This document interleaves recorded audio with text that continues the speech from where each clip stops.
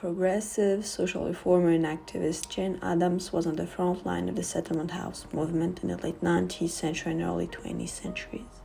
She later became internationally respected for the peace activism that ultimately won her a Nobel Peace Prize in 1931.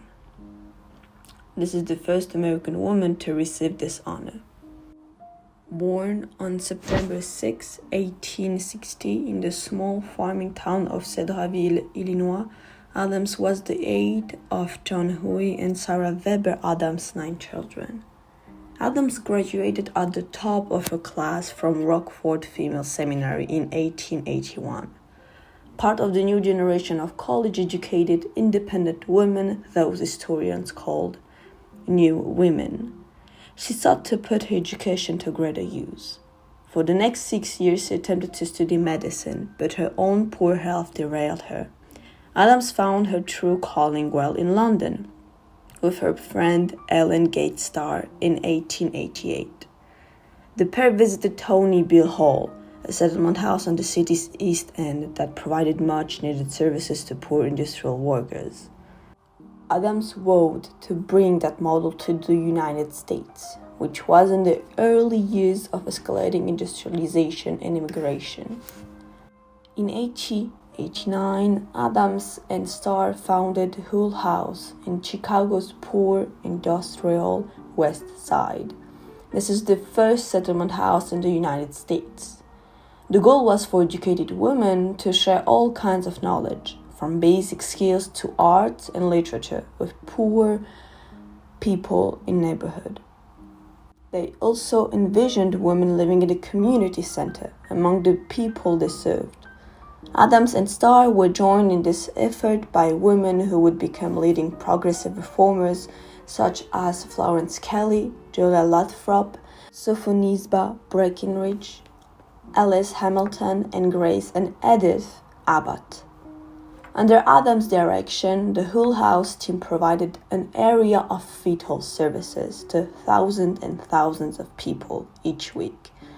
They established a kindergarten and daycare for working mothers, provided job training, English language, cooking, and acculturation classes for immigrants. They also established a job placement bureau, community center, gymnasium, and art gallery.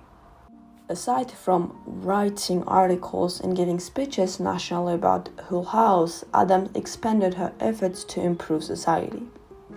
Along with other progressive women reformers, she was instrumental in successfully lobbying for the establishment of a juvenile court system, better urban sanitization and factory laws, protective labor legislation for women, and more playgrounds and kindergartens throughout Chicago. In 1907, Addams was a founding member of the National Child Labor Committee, which played a significant role in passage of a federal child labor law in 1916. Addams led an initiative to establish a School of Social Work at the University of Chicago, creating institutional support for a new profession for women.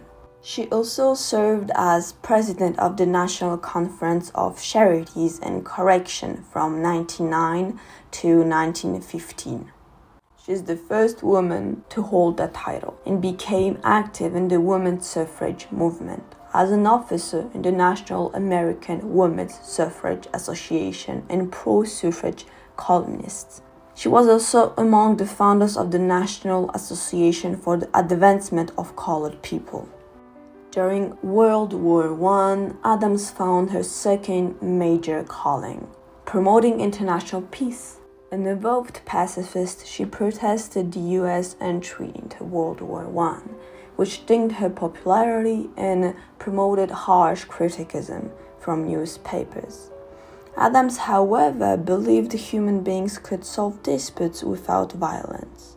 She joined a group of women peace activists who toured the warring nations, hoping to bring about peace.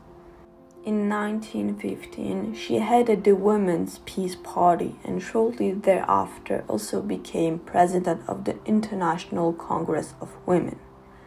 Addams wrote articles and gave speeches worldwide promoting peace, and she helped found the Women's International League for Peace and Freedom in 1919, and serving as its president until 1929, and honoring President until her death in 1935. She was awarded the Nobel Peace Prize for her efforts in 1931, the first American woman to receive the award. She also wrote a book about her work at Hull House, as well as other books promoting peace. A heart attack in 1926 took a toll in her health, and though she pushed on, she never fully recovered. Addams died on May 21, 1935.